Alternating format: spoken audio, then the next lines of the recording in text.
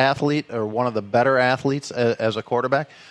But he's fine. I mean, he can pick up yardage running the ball, and we saw it 2 weeks ago. And, there was some conversation about we want him to be aware of that and do that a little bit more. And he did not run once against the Patriots. He, very infrequently were they changing the pocket, rolling him out, or any of that. And so I do put part of that on DeFilippo. If maybe not so much in this game because I don't think it was necessary to do it in this game. I just think Cousins kind of had I think Cousins missed game. Open receivers. Yeah. But there are a lot of games where I think, there's so much pressure on him that they should be moving the pocket around or rolling him out and making defenses guess where is he going to be setting up for this pass. And unfortunately, I don't think we've seen that enough. It's I blame this loss. Now, granted, it would have been a tough win no matter what going into New England. Right. But they should have scored more than 10 points. Yeah. So I blame it partially on Cousins and partially on DeFilippo and partially just this is who the Patriots are. This is kind of what they do to teams. The Vikings, I think, thought they had their halftime adjustments down. The defense played better for the start of the second half. And then all of a sudden, once the Vikings tie the game, it's like, okay, here come the Patriots and what they really wanted to do or what they had in store if the game ever got to that point. Absolutely. I'm wearing a Barber shirt that I bought with my own money. By the way, I buy this stuff with my own money, and I pay full price because I love the stuff, and I want to be invested in Twill. Twill in the Edina Galleria recently went out bought a bunch of Stenstrom shirts. I bought Johnny O. The crowd is getting unruly here. I think we're going to have to hose everybody down. And they don't like you being so well dressed. It's a problem everywhere I go. Right. So I bought Johnny O stuff, Barber stuff, Peter Millar stuff, including some cool 5-pocket pants. Anyway, listen to my wife; she'll tell you about it. Jim usually doesn't like to shop for clothes. I don't like it when he shops for clothes either, because he used to buy stuff I'd want to throw out. That's why I'm so glad he's found Twill in the Edina Galleria. He likes shopping there because of the comfortable environment and the friendly staff. He finds clothes that actually fit him properly and are high-quality brands that will look great for years, whether he's golfing or working. Our favorites so far are Peter Millar, Johnny O, and Barber. We spend our money at Twill because we love the clothes and we love the no-pressure shopping. Drop by Twill in the Edina Galleria for the best shopping experience and best clothes you'll find in the Twin Cities. Adam, it always makes me laugh that you say you buy it with your own money. It's like you're becoming such a big boy, Jim. I know. But I'm glad you brought that up. The reason I bring it up is because sometimes when people have advertising deals with a company, they get free stuff from that company, and then they pump it as if they bought it with their own money when all they're doing is buying stuff that somebody gave them for free. Yeah. I like the stuff so much, I actually spend my money and I pay full price for it. That's my point. I know. And I am a big boy. And I'm a big boy, and let's get through this before my nap time comes up. Adam, speaking of nap time, Adam Thielen screaming at Bill Belichick was a blast. Oh, people view Adam Thielen as this, very polite, Mr. Nice Guy, Minnesota. And he is. And he is 95% of the time. He is so competitive. Yes. And I don't blame him for, after everything that the Patriots have done or been accused of in the past decade. You're not saying they cheat. Well, the record is showing it, I think. But, for him to think that a player would fake an injury at a key point of the game, geez, I'm really surprised that would happen with the Patriots. And, I didn't even really go back and look at the injury or the supposed injury or anything like that. But let's just assume they were cheating. I got such a kick out of that, and I got a kick out of another little short video clip I saw of Belichick wanting to challenge a play, and he lifted the wrong pant leg because he keeps doing this. He lifts one pant leg, can't find it in there. Luckily, he had the injury, so that saved him, and he could get to the other pant leg for the challenge. But and the other, he really. I mean, listen. I'm old, so I sympathize, but he really looked like an old guy who couldn't remember where his car keys were. That's me every morning, basically, or where I put my glasses or whatever's going on. But, the other thing that I think we should bring up is I know a lot of Vikings fans were irate that they didn't get the pass interference calls in the end zone with Aldrick Robinson and Adam Thielen. And you know what? I get it. Either of those could have been pass interference calls. But if you want to talk about key calls that I think were wrong in that game, the key one was Latavius Murray on 4th and 1 there, where, to me, he didn't get it. He didn't get it. And they gave it to him. Yeah. And I've always been entertained or bemused by how all of this technology is out there. And if you ever watch the officials try to spot a ball, it's hilarious. It's unbelievable. I mean, they can be a yard and a half apart, and how do you know which one has it? It's so inexact for a league that has so much money and so much technology possibilities.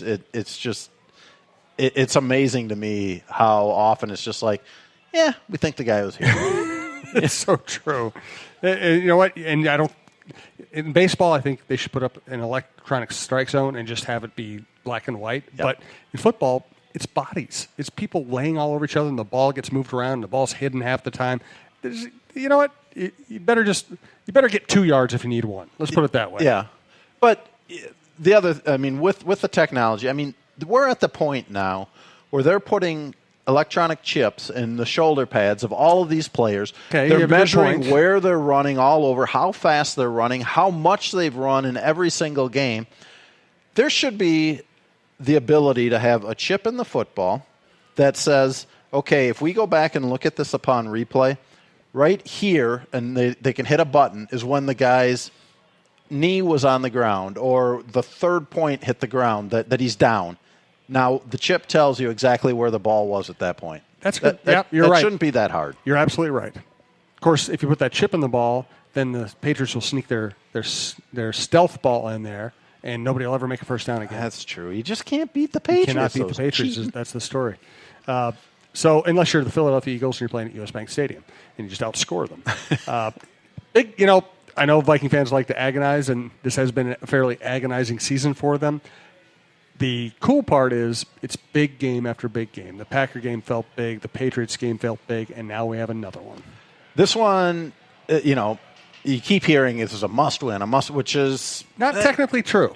No, well, they could lose true. this one and win the next 3 and be in the playoffs. Yes, they absolutely could. But this is, to me now we're at the point where you come into the season thinking this is a Super Bowl team or a real contender for the Super Bowl. And we're at the point now that they have not beaten a team with a winning record. And so this, I viewed the Patriots game as an absolute signature win possibility. Mm-hmm. This one still kind of is. It doesn't feel quite as big to me because I'm not quite sure who the Seahawks are at this point or if they're really that good. But at least it would be the first time that we've had the Vikings play a team with a winning record, and if they can come out with a win there, that's the first time it happened this season. Then you get a couple of games that I would say are should-win games, and then the Bears would really be entertaining. Because you know what? The Bears end up going, or they're hosting the Rams. You would think that would be a Rams win, and if that's the case, and the Vikings can pull off the upset in Seattle. Now they're a half game back, and Chicago's coming in here for the final game of the season. They actually still have a chance to defend the division despite all of the ups and downs of this season. Absolutely.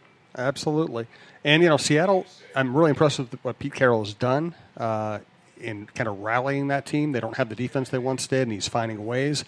But it's not like they've really beaten many good teams either. No, and I went and looked at the strength of victory for the Vikings. Mm-hmm. Not good. I mean, the teams that they've beaten have a winning percentage of .319 right now. The Seahawks, I think their wins are .333 is the winning percentage of their opponents. And then you look at it and you go, well, yeah, I guess they got Arizona in their division. They got San Francisco there. So, there should be 4 wins for them right there. So that's why I say I'm not really sure what the Seahawks are at this point. I think they are what the Vikings are right now, which is kind of that fringe playoff team that if they get in the playoffs, there's just not a lot of hope that they're going to do much, at least the way things are going at this point. Now, you see it every couple of years, teams that get hot at the right time make a run at the Super Bowl, but right now things aren't looking that positive for the Vikings. It's true. One thing I noticed, Mike Zimmer's first year as a head coach is sometimes he would get on the podium on Sunday and he'd rip somebody or complain about some aspect of his team, and then we'd talk to him on Monday and he would basically recant the whole thing. He'd be like, I ripped this guy, I shouldn't have ripped him, or I thought this, and maybe I looked at the tape, maybe. It's becoming like a weekly trend. It is, especially after losses, where he gets upset about one thing or another. Earlier in the year, it was, that stupid kicker. Even though this was the second kicker he had this season, it was a veteran kicker. The kicker that he says is making absolutely all of his kicks in practice. And then the next week he says, I'm still confident. Or the next day he says, I'm still confident in him. Sunday he criticized DiFilippo, at least saying that he thought they should have run more. Monday he comes back and he says, I think Flip's done a great job. So I don't, who knows where we're falling on Zimmer. What he says one day, I think after a game is really what he means. And then, somebody's butt probably got hurt in the organization, and so they talked things through, and he gave him a vote of confidence. The funny part was Monday's press conference. At one point he said that he thought that they panicked in the game against New England, and then they come back.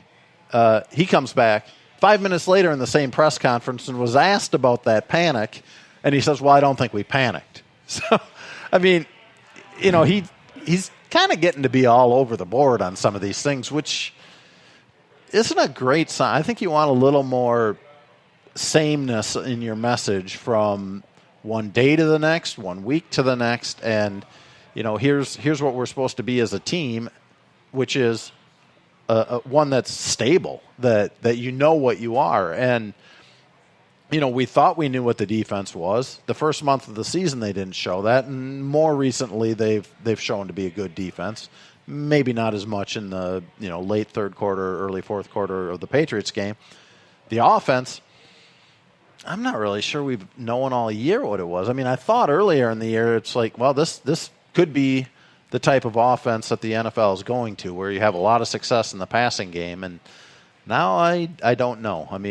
The part of it has been the offensive line, and part of it's just been, I think, Cousins has regressed in the past 2 to 3 weeks. I think he has, and I think the point you made about Zimmer is really interesting. You and I have been doing this for a long time, and we also did it at a time when it was easier to have like one-on-one conversations in the locker room.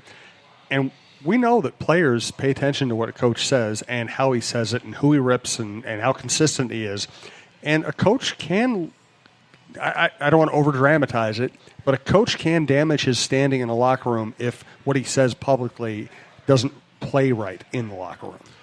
No doubt about it. And I also think the wise coaches will, well, first of all, let's face it. There's a bit of self-preservation that goes on with coaches where if things are going bad, a lot of times you try to blame this group, that group, the other group, and, it's things that you present as I don't have a lot of control over. And you know what? With the offensive line, this is the offensive line he was given, so I understand that.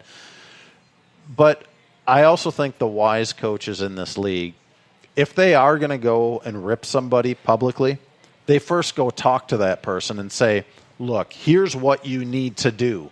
And then that's the same message they present publicly. So right. I don't know if Zimmer does that or not.